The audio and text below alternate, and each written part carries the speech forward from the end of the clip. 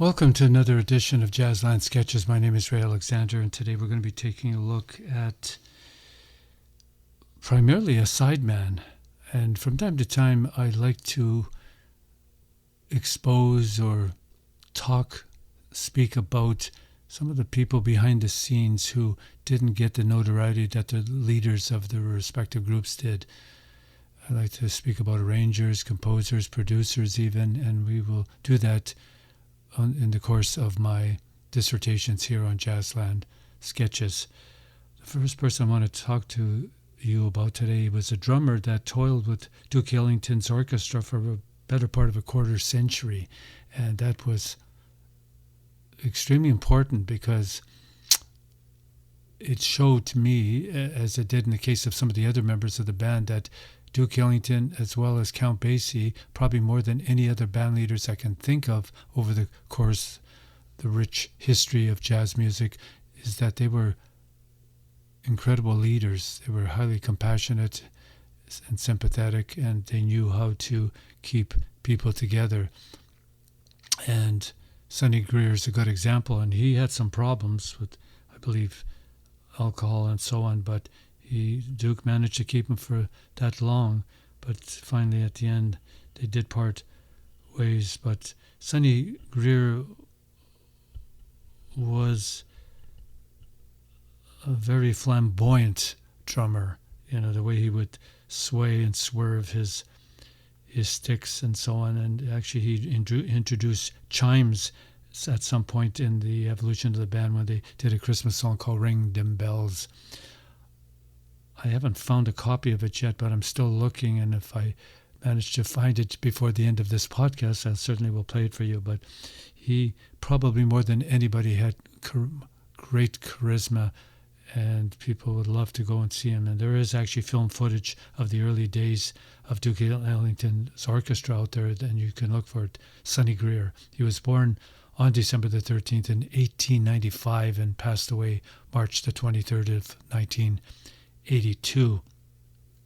And Ellington actually met him and employed him in a small group before the orchestra took hold in his career. And I'm going to play a cut or two from those sessions back in the 20s, actually, when the two first met. And I was trying to remember who eventually replaced him, but it was an obscure drummer by the name of Butch Ballard. And then, of course, probably in the 50s, when Greer was already gone, Ellington hired his next great drummer, Sam Woodward, who was highly respected as well. I would never want to compare the two. They were very different. I think Woodward was a little bit more subtle and so on, but certainly a highly proficient drummer. So I'm going to now play a cut from, we'll call it Duke Ellington's combo from the early days. And I would say they were probably the most extraordinary or amazing band of that time, because even though they only had about 6 people, they sounded like an orchestra. And you're going to hear that, I think, on, why not, let's go with 2 cuts. I'm going to play Choo Choo and Rainy Nights from 1926. And I would say these are probably the earliest recordings I have of Duke Ellington, period.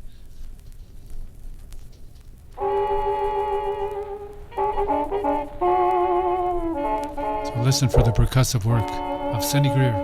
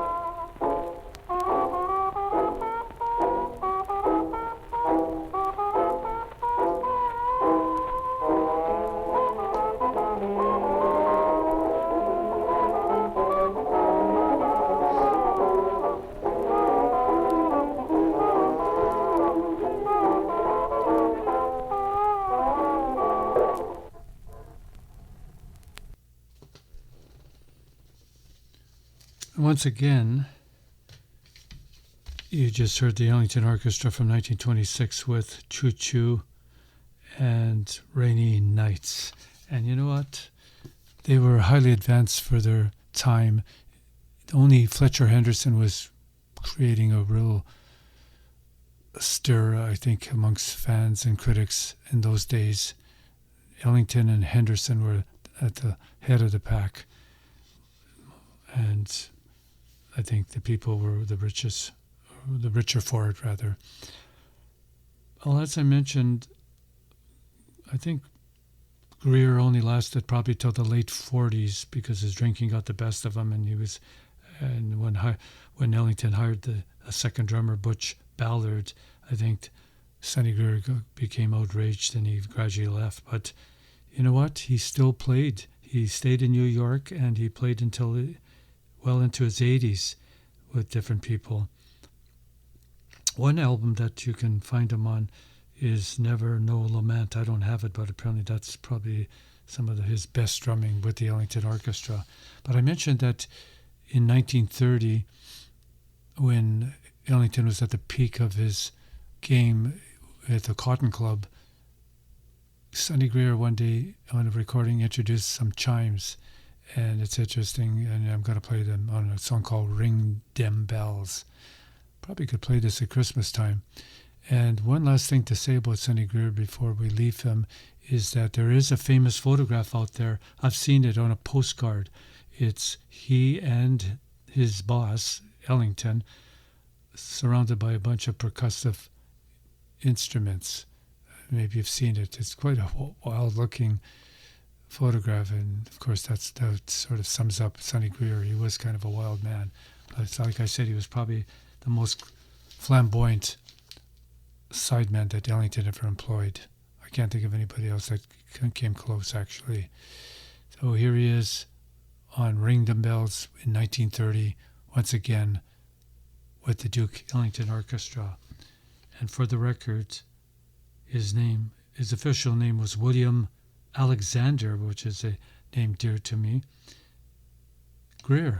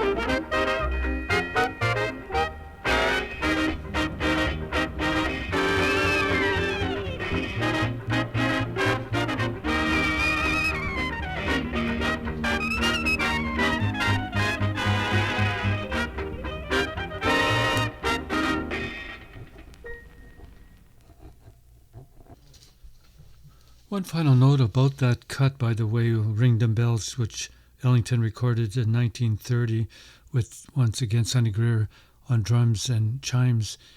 It was actually employed in a movie called Check and Double Check, which starred Amos and Andy. That would be nice to watch if we could ever find it.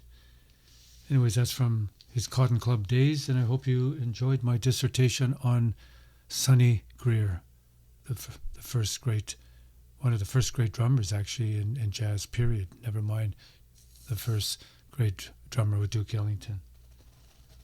Well, next up I want to feature a famous recording, and from time to time I like to do that because the ones I'm going to feature probably have a very special place in jazz history, like the one you're about to hear.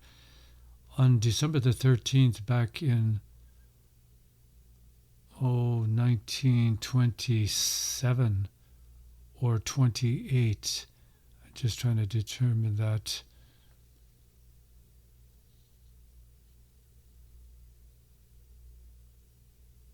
No, it was definitely 1927.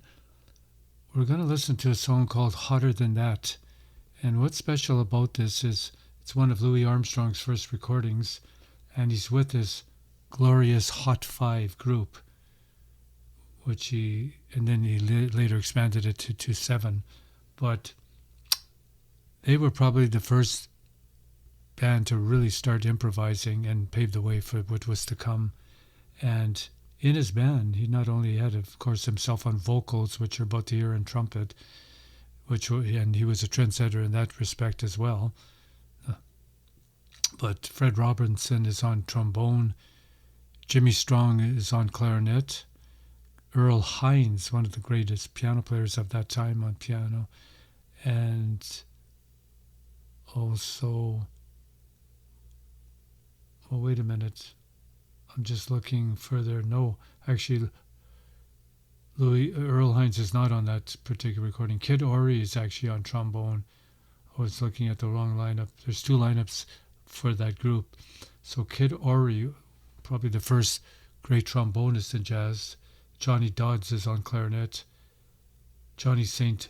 Cyr on banjo. And guess who's on piano and helped to compose this song, Hotter Than That? Louis Armstrong's wife, Lil Hardin. So that's rather significant because there wasn't any women in those days that played with major players that I know of. So she is definitely a pioneer, not only playing with a major band, but also writing for them. And she did write several songs, including Struttin' With Some Barbecue, which is a classic by now. So let's go way back to 1927 with the Hot Five, led by Louis Armstrong and his wife Lil Hardin on piano, and a song that she wrote for the group, and it was actually recorded on this day, December the 13th, back in 1927. Hotter Than That.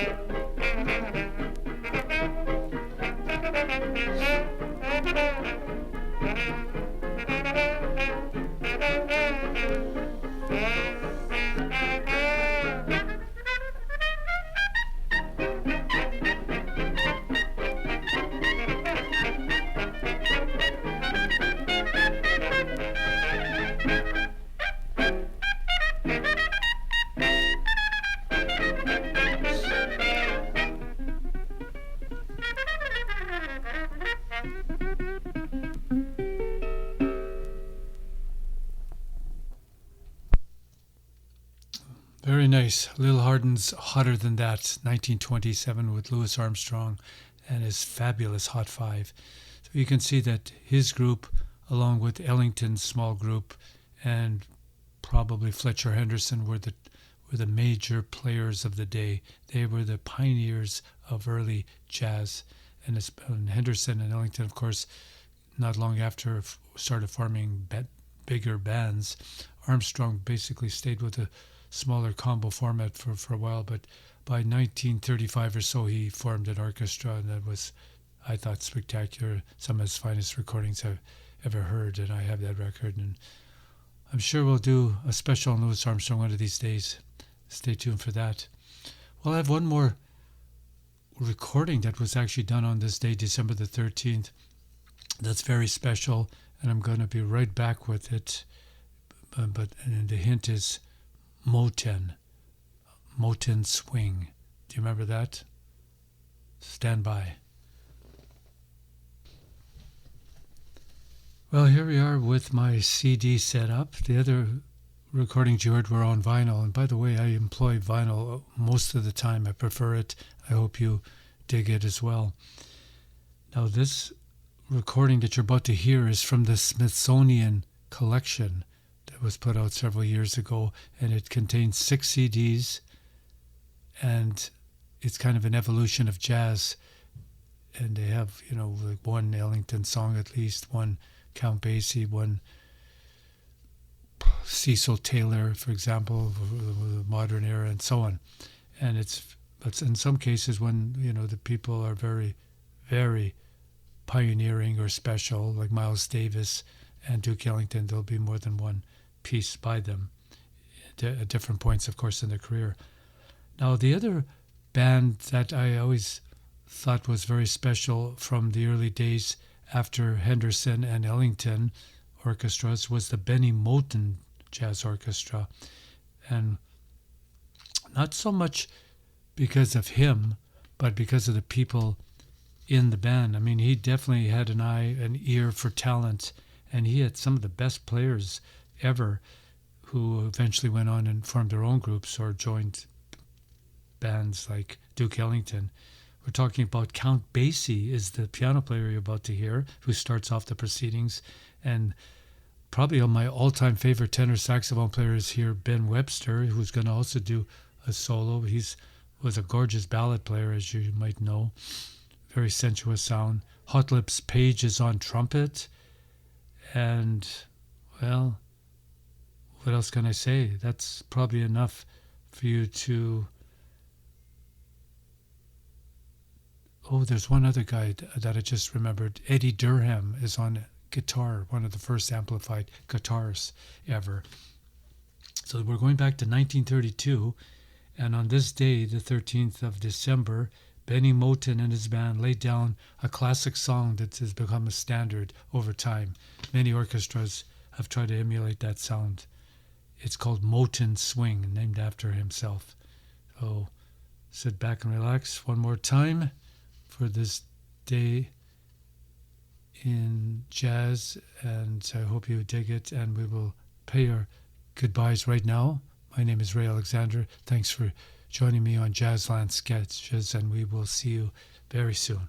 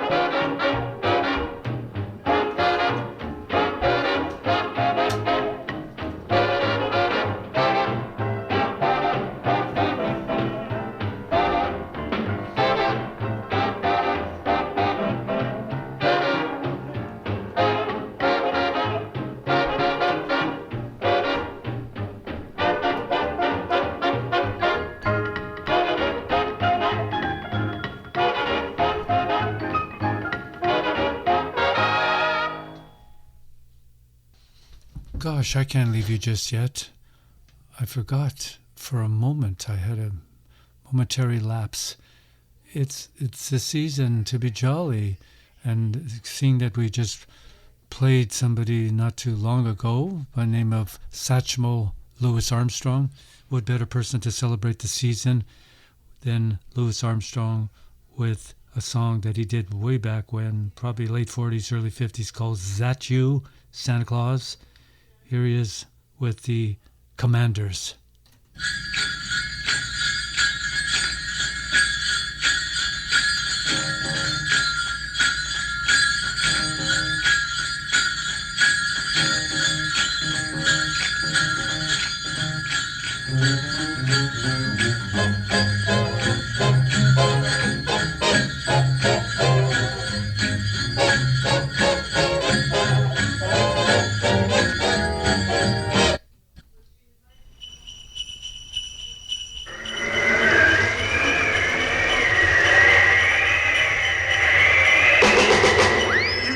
Santa Claus?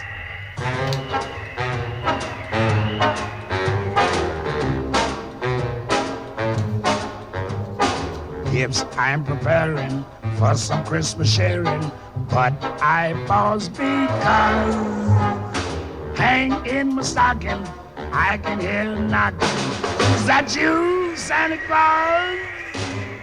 Sure is dark out, ain't the slightest spark out on my clacking jaw. Who's there? Who is it? Stopping for a visit? Is that you, Santa Claus? Are you bringing a present for me? Something pleasantly pleasant for me. That is just what I've been waiting for. Would you mind slipping it under the door? Cold winds are howling, or could that be growling? My legs feel like straws. Yeah, my, oh me, my. Kindly will you reply? Is that you, Santa Claus?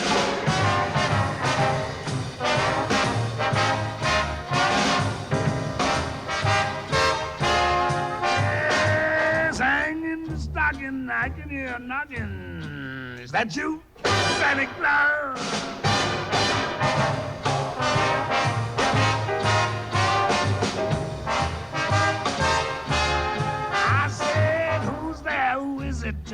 You stopping for a visit? Is that you, Santa Claus? Oh, there, Santa, you gave me a scare. Now stop teasing, 'cause I know you there. We don't believe in no goblins today, but I can't explain why I'm shaking that way.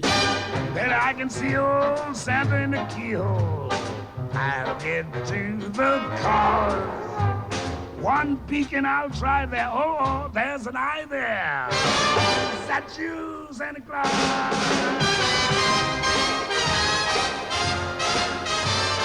Please, I bend to my knees. Say that's you, Santa Claus.